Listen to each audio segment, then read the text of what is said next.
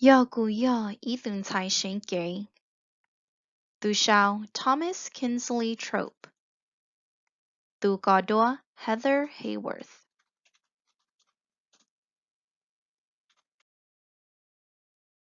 Yo cú yo ý tưởng thái sinh kế. Cú yo sinh kế cho cho số ban đua ổn đó tàu rong cha.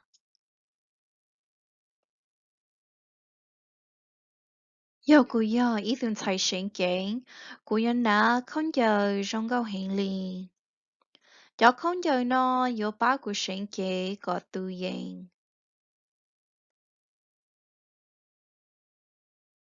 Cú yo trao yên ngờ không đâu.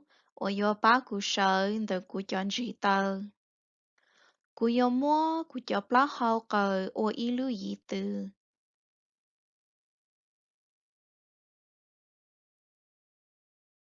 Cú yo sợ hiệu có cú lưu chế, thế cú chọn gì tờ cờ sợ trên dê.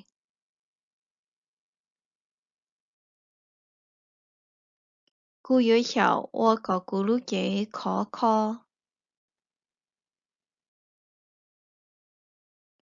Cú yo hiệu ô có cú lưu chế tự nhiên, thế hiệu thia có xí xía.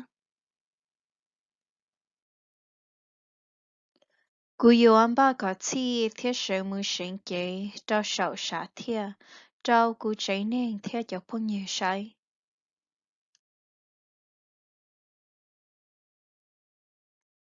Thầu cú nó cho số ban đồn đó, cái thái tàu tìa, cú yếu chủ bí sinh kế đó cho xuống gâu.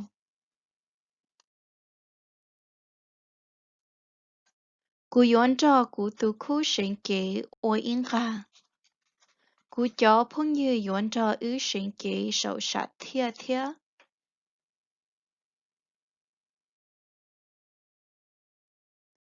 Cú yếu xí cú ó thái kế, thia có tờ ba cú thia có xia cha. Thầu cú sinh kế ta lợi. Cú yếu ô sở đời trao ô lợi tôi sái cú, thia cú cho phong như.